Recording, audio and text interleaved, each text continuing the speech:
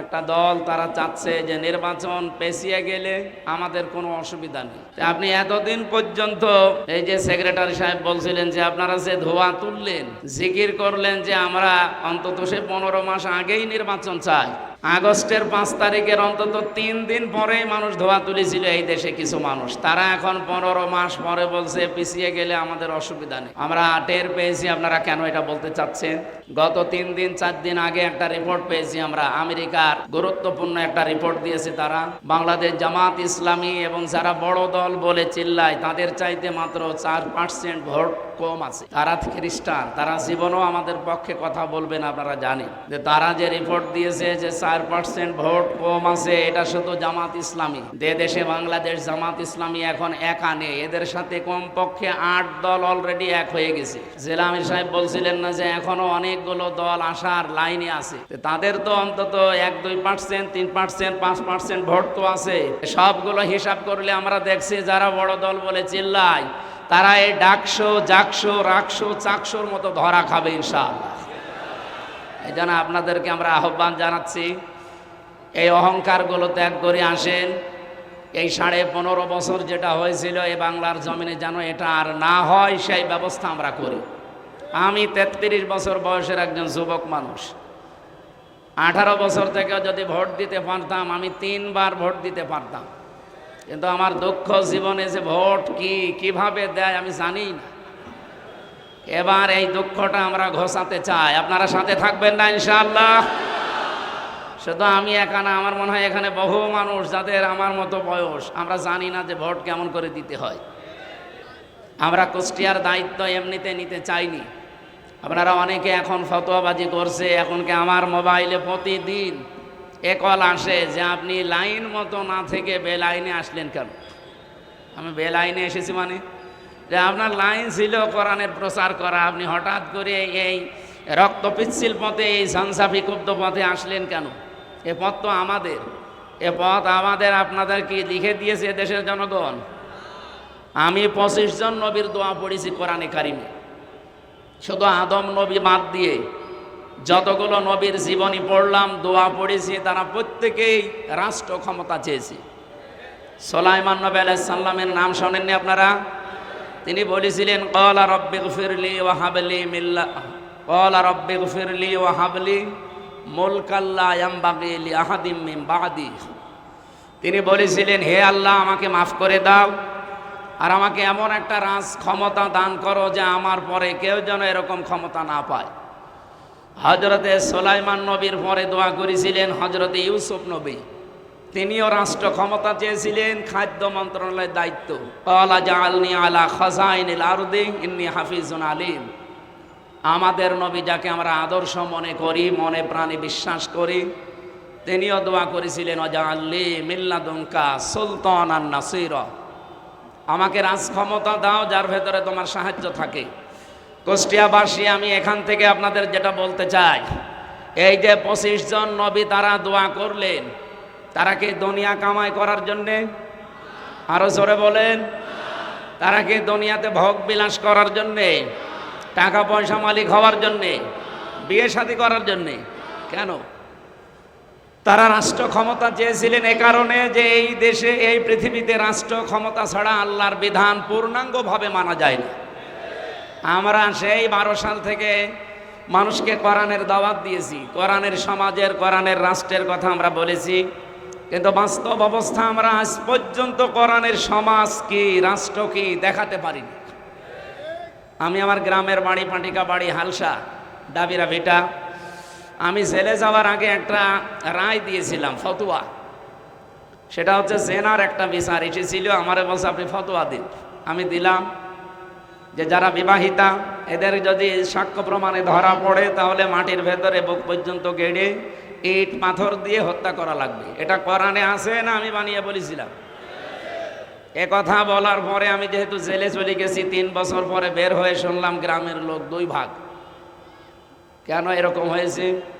1 ভাগ বলছে আপনি শুধু ফতোয়া দিতে পারেন, কার্যকর করতে পারেন না। এই জন্য এবার মাথায় গামছা বেঁধে লেগেছি যে কার্যকর করবো ইনশাআল্লাহ।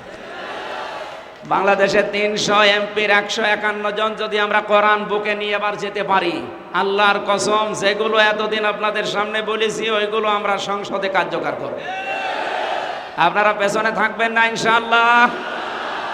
আলহামদুলিল্লাহ, আপনাদের স্বতঃস্ফূর্ত আহ্বানে আগামীতে যদি ইসলাম বাংলাদেশ জামাত ইসলামের মাধ্যমে ক্ষমতায় যেতে পারি, আমি কথা দিতে পারি বাংলাদেশ জামাত ইসলামী যে 16টা বিষয় আমরা লিখে দিয়েছি আমাদের লিফলেটে কুষ্টিয়ার জন্যে, ইনশাআল্লাহ 16টা বিষয়ের পুঙ্খানুপুঙ্খানু হক আদায় করে আমরা আদায় করবো ইনশাআল্লাহ।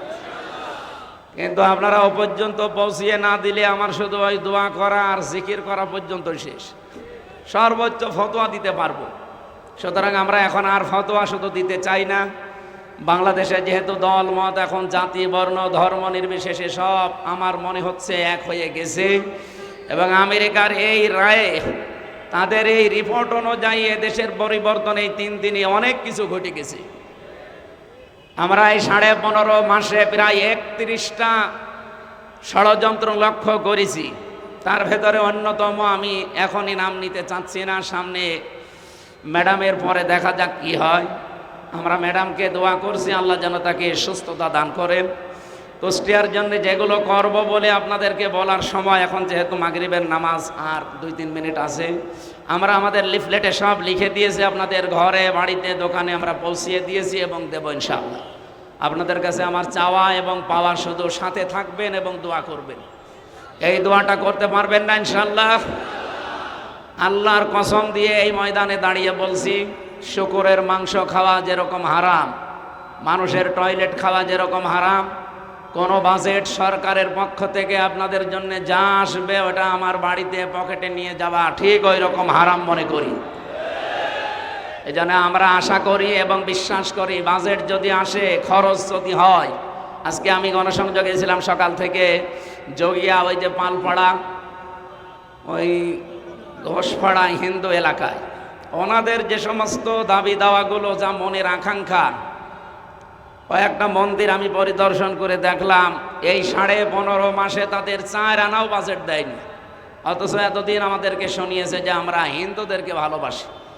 তাদের কাছে বসে কথা শোনার পরে তারা আমাদেরকে যা বলেছে, আপনি চলে যান, ভোট হয়ে গেছে, ভোট আমরা অলরেডি দাঁড়িপাল্লায় দিয়ে দিয়েছি। অন্যান্য নেতৃবৃন্দ, বিশেষ করে রাজশাহী বিশ্ববিদ্যালয়ের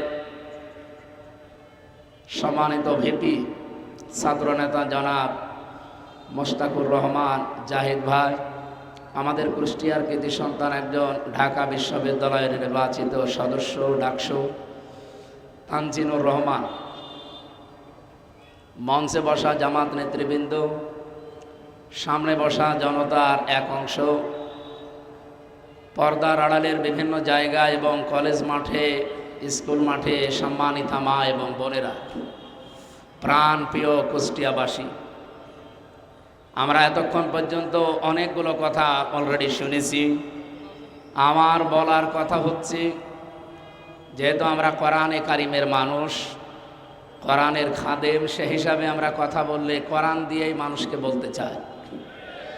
বিশ্বনবী মোহাম্মদ রাসূলুল্লাহ সাল্লাল্লাহু আলাইহি ওয়াসাল্লাম জানিয়েছেন, মান ক্বালা বিহি সাদাকা, যারা কোরআন দিয়ে কথা বলবে তোমাদের সামনে তারা সত্য কথা বলবে। এজন্য আমরা কোরআন দিয়ে কথা বলতে চাই। সূরা আল ইমরানের 140 নম্বর আয়াতের মাঝের অংশটা আমরা তেলাওয়াত করেছি। আমাদের মালিক তিনি জানিয়েছেন, তিলকাল আইয়ামু নুদাউলুহা বাইনান নাস, এই যে দিনের আবর্তন, পালাবর্ধন, পরিক্রমা, এগুলো আমি আল্লাহ নিজে মানুষের ভেতরে আবর্তন করি। সুতরাং দিন সব সময় এক থাকে না, আমরা এটা কোরআন থেকে জেনেছি। আগামীতে যে দিন আসতেছে এটা ইসলামের বিজয়ের দিন ইনশাআল্লাহ। আপনাদেরকে আমরা সুসংবাদ দিতে পারি, বাংলাদেশ জামাত ইসলামী এই 15.5 মাসে যেটা দেখাতে পেরেছে, 73টা দল আছে এই বাংলাদেশে, কোনো দল এখনো পর্যন্ত তার ধারে কাছে যেতে পারে না। আমরা 54 বছর মানুষের সাথে মিশতে পারি নাই, বিশেষ করে আপনাদের সাথে। আমি কুষ্টিয়ার মানুষ, আপনাদের মানুষ, কিন্তু আমি কুষ্টিয়াতে ভালোভাবে থাকতে পারি নাই। 12 মাসের আমার মনে হয় 8-10 মাস থাকা লাগে আমার রাস্তায়। কুষ্টিয়াতে ঢোকার আগে, গ্রামের বাড়ি যাওয়ার আগে প্রশাসন যে হাজির, কুষ্টিয়ার বাড়িতে আসার আগে প্রশাসন যে হাজির। কিন্তু এই 15 মাসে আল্লাহ দিন পাল্টিয়ে দিয়েছেন। এখন আর প্রশাসন বাড়িতে হাজির হয় না, পাহারা দেওয়ার জন্য যায়। আলহামদুলিল্লাহ। আমরা যেমন পরিবেশ পেয়েছি, আমরা এই দেশের মানুষকে এই পরিবেশ আবার উপহার দিতে চাই। আপনারা এই পরিবেশ চান না? আমরা আজকে স্যারের মুখে শুনছিলাম, পেপারটা আমি দেখি না, শুনলাম